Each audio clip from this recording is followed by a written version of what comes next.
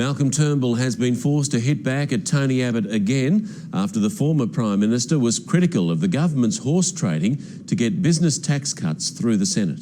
Visiting a stonemason's factory. Stand back a little bit. Yeah, stand back, okay. It might blow a little bit. Spruiking what his business tax cuts will allow employers to do. Hiring more employees, bringing more Australians into work here. Though apparently that's easier said than done. How many more people have you put on in the last year?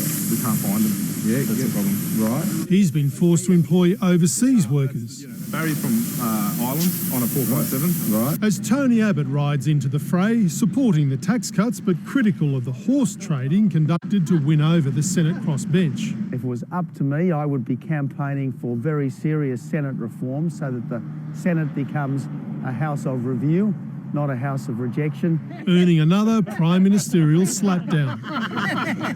We're getting stuff through the Senate. We're delivering, we're governing. Labor's bill bus is on the road again with a new slogan, protecting penalty rates. Yeah, nice to see you. Hitting the road to shine a light. Lockie. G'day, Lockie. Nice one. On the government's priorities. At the moment, I don't believe Australia can afford $50 billion of tax handout to big business. That, as the true impact of the tax cuts on economic growth and the real cost to the budget, faced the pub test. Scott Morrison asked if Treasury had modelled those aspects.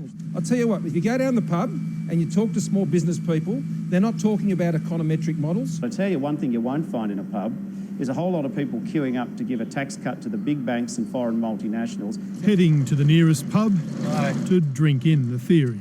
Mark Riley, 7 News.